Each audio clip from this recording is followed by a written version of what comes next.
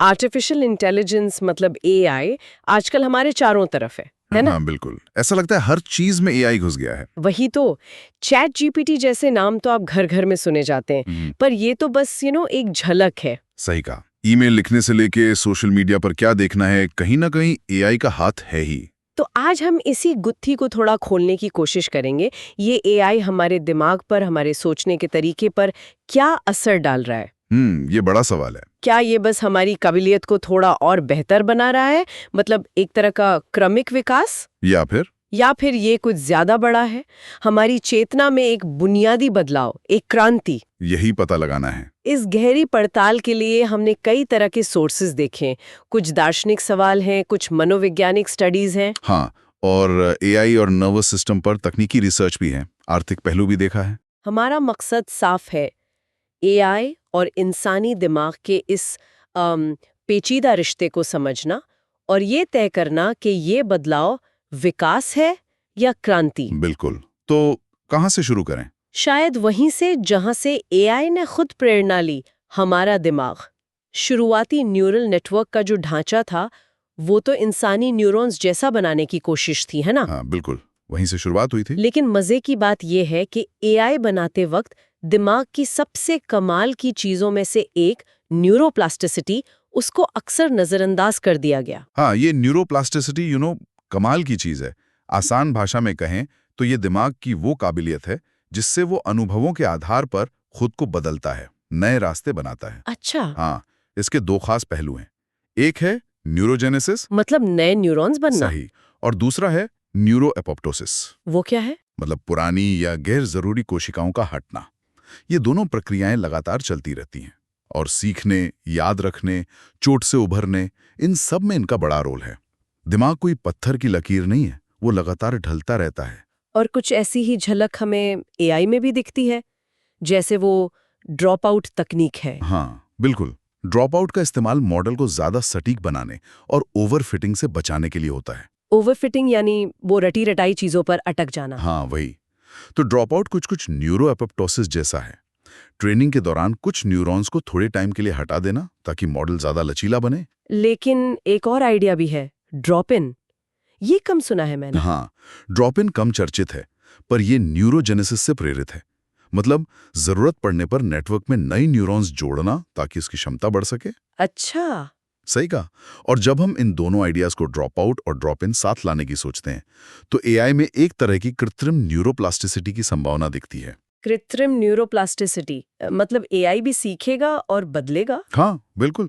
इससे AI model बदलते हालात के हिसाब से खुद को ढाल सकेंगे, खासकर उन स्थितियों में जहां उन्हें लगातार नई चीजें सीखनी पड़ती हैं, जिसे लाइफ लॉन्ग लर्निंग कहते हैं। ओके। और ये उस मुश्किल से निपटने में भी मदद कर सकता है जिसे कैटास्ट्रोफिक फॉरगेटिंग कहते हैं। वो क्या होता है? जब एआई कुछ नया सीखते हुए पुराना सब भूल जाता है। अरे। हाँ, इसी तरह मेमोरी ऑगमेंटेशन यानी एआई की याददाश्त बढ़ाने पर जो रिसर्च हो रही है, जैसे आईबीएम कर रहा है, हाँ सुना है इसके बारे में। वो भी इंसानी याददाश्त से ही सीख रही है। हम कैसे छोटी छोटी घटनाएं याद रखते हैं, एपिसोडिक मेमोरी, और लंबे समय की बातें, लॉन्ग टर्म मेमोरी, कैसे जानकारी पक्की होती है, कंसोलिडेशन, इन सब को समझकर कोशिश हो रही है कि बड़े लैंग्वेज मॉडल यानी एलएलएम्स को ज्यादा भरोसेमंद बनाया जाए। उनकी गलतियां या मति भ्रम, जिसे हेलुसिनेशंस कहते हैं, वो कम किए जाएं। अच्छा, तो ये तो हुई बात कि एआई ने दिमाग से क्या सीखा। लेकिन अब सिक्के का दूसरा पहलू देखते हैं। एआई हमें कैसे बदल रहा है, हमारे दिमाग को, हमारी सोच को। हाँ, ये बहुत अहम सवाल है। यहाँ एक बड़ा मुद्दा उठता है हमारी संज्ञानात्मक स्वतंत्रता का। मतलब सोचने समझने की आजादी, उस पर एआई का क्या असर हो रहा है? संज्ञानात्मक स्वतंत्रता या कॉग्निटिव फ्रीडम, ये एक गहरा विचार है। मनोवैज्ञानिक नजरिए से देखें तो इसके कई हिस्से हैं। हमारी आकांक्षाएं, यानी हम जीवन में क्या चाहते हैं, हमारे सपने। बिल्कुल। हमारी भावनाएं, हमारे जज्बात, हाँ। हमारे विचार, दुनिया को देखने का नजरिया, हाँ। और हमारी संवेदनाएं। मतलब हम चीजों को कैसे महसूस करते हैं। हाँ, अपने शरीर को, आसपास की चीजों को। एआई इन सभी पर असर डाल सकता है। हाँ, और जो स्रोत हमने देखे वो बताते हैं कि ये असर हमारी आजादी को सिकोड़ने वाला भी हो सकता है कई तरीकों से। जैसे पहला है आकांक्षाओं का सिकुड़ना।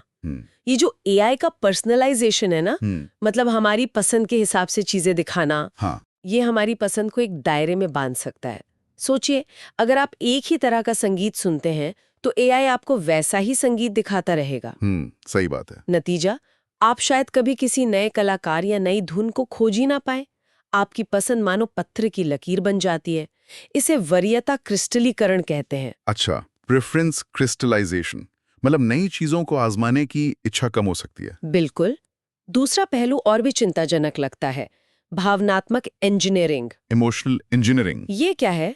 सोशल मीडिया एल्गोरिदम्स हमारे दिमाग के इनाम सिस्टम का फायदा उठाते हैं। वे हमें ऐसी चीजें दिखाते हैं जो तुरंत कोई तेज भावना जगाएं, गुस्सा, थोड़ी देर की खुशी, चिंता, ताकि हम प्लेटफॉर्म से चिपके रहें। एग्जैक्टली। इसका नतीजा भावनात्मक अविनियमन हो सकता है। मतलब हमारी अपनी भावनाओं को समझने और संभालने की जो कुदरती क्षमता है वो कमजोर पड़ सकती है। हम बाहरी चीजों पर ज्यादा निर्भर हो जाते हैं। ये तो गंभीर बात है। तीसरा है संज्ञानात्मक इको चेम्बर।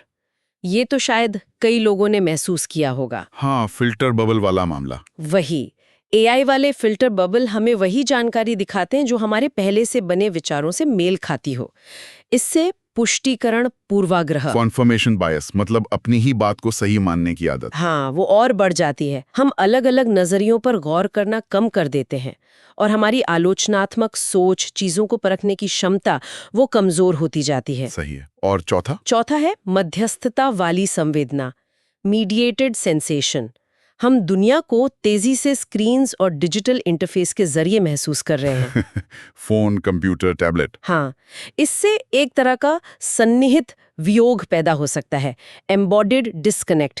मतलब भौतिक दुनिया से हमारा सीधा, बिना फिल्टर वाला जुड़ाव कम हो रहा है। हम चीजों को छूने, सूंघने, सीधे महसूस करने के बजाय स्क्रीन पर देख या पढ़ रहे हैं। बिल्कुल। इसका असर हमारे ध्यान से लेकर भावनाओं को महसूस करने तक कई चीजों पर पड़ सकता है। तो ये एआई आखिर हमारे दिमाग के किन तौर तरीकों का फायदा उठा रहा है? ऐसा क्यों हो रहा है? हाँ, ये समझना जरूरी है। कई मनोवैज्ञानिक तंत्र इसमें शामिल हैं। एक तो है ध्यान का नियंत्रण, अटेंशन रेगुलेशन। एआई हमें लगातार दिलचस्प लगने वाली चीजें परोसकर हमारा ध्यान खींचता है और बनाए रखता है। स्क्रॉल करते रहो। हाँ, इससे निरंतर आंशिक ध्यान की स्थिति बन सकती है। मतलब हम एक ही समय में कई चीजों पर थोड़ा थोड़ा ध्यान दे रहे होते हैं, पर किसी एक चीज पर पूरी तरह फोकस नहीं कर पाते। दूसरा है सामाजिक सीख, सोशल लर्निंग। हम दूसरों को देखकर सीखते हैं ना। हाँ। तो एआई जो हमें दिखाता है वो हमारे सामाजिक व्यवहार और उम्मीदों की समझ को गढ़ सकता है, क्या नॉर्मल है क्या नहीं। सही। और तीसरा है याददाश्त बनने की प्रक्रिया, मेमोरी फॉर्मेशन। जब हम जानकारी याद रखने के लिए एआई या गूगल सर्च पर निर्भर होने लगते हैं, जो हम सब करते हैं। हाँ बिल्कुल, तो ये हमारे खुद के याद करने और जानकारी को सहेजने के तरीकों को बदल सकता है। हम शायद कम चीजें याद रखने लगे क्योंकि हमें पता है कि जानकारी बस एक क्लिक दूर है। ये तो है, मेमोरी को आउटसोर्स कर रहे हैं हम। बिल्कुल, और यहीं पर वो मेमोरी ऑगमेंटेशन वाली बात फिर से आती है।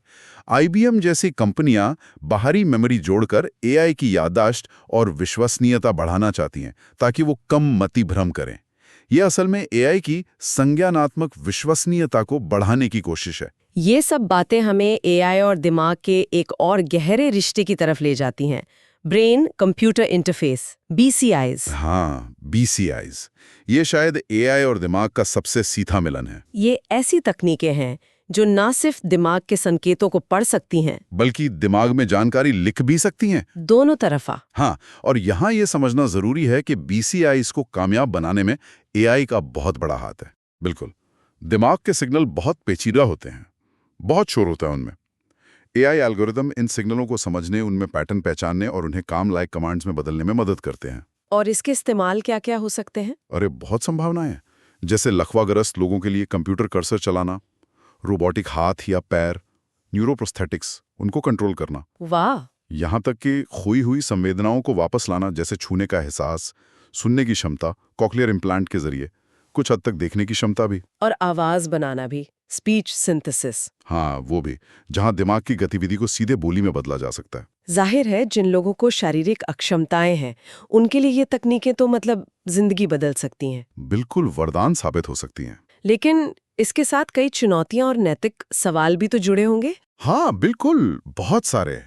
एक तो बीसीआई निरक्षरता है, मतलब हर कोई इन डिवाइसेस का असरदार तरीके से इस्तेमाल नहीं कर पाता।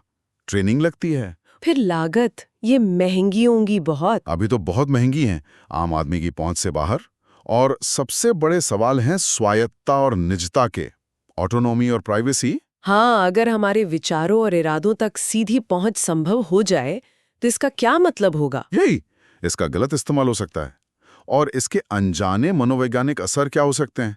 क्या इससे किसी की पहचान बदल सकती है, व्यक्तित्व बदल सकता है? ये तो वाकई गंभीर चिंताएं हैं, खासकर जब हम दिमाग में लिखने की क्षमता की बात करते हैं। हाँ, डीप ब्रेन स्टिमुलेशन जैसी तकनीकों के कुछ अनपेक्षित साइड इफेक्ट्स देखे भी गए हैं। मूड बदलना, पर्सनालिटी में बदलाव। तो ये हमें याद दिलाता है कि इस रास्ते पर बहुत सावधानी से कदम बढ़ाने की जरूरत है। तो इन सब बातों को समेटते हुए हम अपने शुरुआती सवाल पर लौटते हैं। एआई इंसानी दिमाग और सोच के लिए एक क्रमिक विकास है या एक बुनियादी क्रांति? ये साफ है कि एआई हमारी सोच बदल रहा है, हमारे सीखने और याद रखने के तरीके बदल रहा है, यहाँ तक कि हम एआई कैसे बनाते हैं वो भी बदल रहा है। तो क्या ये बस एक और टूल है या कुछ ज्यादा है? देखिए, दोनों तरफ वजनदार तर्क है। अच्छा। विकास मानने वाले कहते हैं कि एआई असल में एक बहुत ताकतवर औजार है, हमारी उत्पादकता बढ़ा रहा है। जैसे पहले कंप्यूटर आया था। हाँ, कुछ वैसा ही। ड्रॉप आउट्स और ड्रॉप इन जैसी तकनीकें दिमाग की धीमी जैविक प्रक्रियाओं की नकल करती हैं। तो ये प्रकृति से सीखना हुआ, क्रांति नहीं। और एआई का विकास अक्सर बड़े बड़े दावों के साथ होता है, हाइप साइकिल्स। हाँ, वो तो है। लेकिन असल में इसे धीरे धीरे ही अपनाया जाता है। ये सब एक क्रमिक प्रक्रिया की तरफ इशारा करता है। ठीक है, और क्रांति वाली दलील क्या है? क्रांति के पक्ष में तर्क ये है कि एआई उन चीजों को चुनौती दे रहा है जिन्हें हम सिर्फ इंसानों की खासियत मानते थे, जैसे रचनात्मकता या चेतना। क्या एआई कभी आत्मजागरूक हो सकता है? ये एक गहरा दार्शनिक सवाल है, और अगर जवाब हाँ हुआ तो बहुत कुछ बदल सकता है। एआई हमारी सोच को बुनियादी तौर पर बदल रहा है, जैसा हमने संज्ञानात्मक स्वतंत्रता के मामले में देखा। कुछ विशेषज्ञों का मानना है कि ये हमें 5वीं औद्योगिक क्रांति की दहलीज पर ले आया है, जहां इंसान और मशीन मिलकर काम करेंगे। और पोस्टह्यूमैनिवादी विचार? वो तो और भी आगे जाते हैं। वो इंसान और मशीन की बुद्धि के विलय की कल्पना करते हैं, जिससे इंसान होने की परिभाषा ही बदल जाएगी।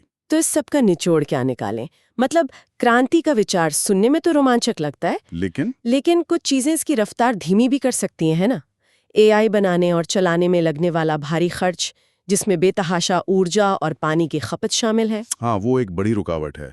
पर्यावरण पर असर। फिर कॉपीराइट और निजता से जुड़े कानूनी पचड़े भी हैं। बिल्कुल। और हाँ, नौकरियों पर असर, लेबर डिस्प्लेसमेंट, उसका सामाजिक और आर्थिक प्रभाव भी बहुत बड़ा मुद्दा है। ये सब मिलकर क्रांति की रफ्तार को धीमा कर सकते हैं, या उसे कोई और मोड़ दे सकते हैं। बिल्कुल, और ये अंदाजा लगाना शायद अभी बहुत मुश्किल है कि लंबे समय में इसका नतीजा क्या होगा। हाँ, इतिहास गवाह है कि हम अक्सर नई तकनीक के शुरुआती असर को बढ़ा चढ़ा कर आंकते हैं, और लंबे समय के असर को कम करके। शायद हम एआई के सफर के अभी शुरुआती दौर में ही हैं। तो आज की इस चर्चा का सार यही है कि एआई की जड़ें भले ही इंसानी दिमाग से जुड़ी हों, पर अब ये हमारी सोच को सक्रिय रूप से बदल रहा है, हमारी संज्ञानात्मक आज़ादी पर असर डाल रहा है। हाँ, हमने ब्रेन कंप्यूटर इंटरफेस के जरिए सीधे जुड़ाव की संभावनाओं और खतरों पर बात की। सही। और आखिर में इस बड़े सवाल पर मंथन किया कि ये सब कुछ एक धीमी गति का विकास है या एक तेज रफ्तार वाली क्रांति। और ये चर्चा हमें एक आखिरी सवाल के साथ छोड़ जाती है, जिस पर हम सबको सोचना चाहिए। क्या सवाल है वो? अगर एआई हमारी याददाश्त और सीखने जैसी मानसिक प्रक्रियाओं की नकल कर सकता है, उन्हें बेहतर बना सकता है और शायद सीधे हमारे दिमाग से जुड़ भी सकता है, तो भविष्य में इंसान होने का मतलब क्या रह जाएगा? हम जो बुद्धि बना रहे हैं, उससे हमारा खुद का विकास कैसे आकार लेगा? ये एक ऐसा सवाल है जो आने वाले वक्त में और भी ज्यादा अहम होता जाएगा।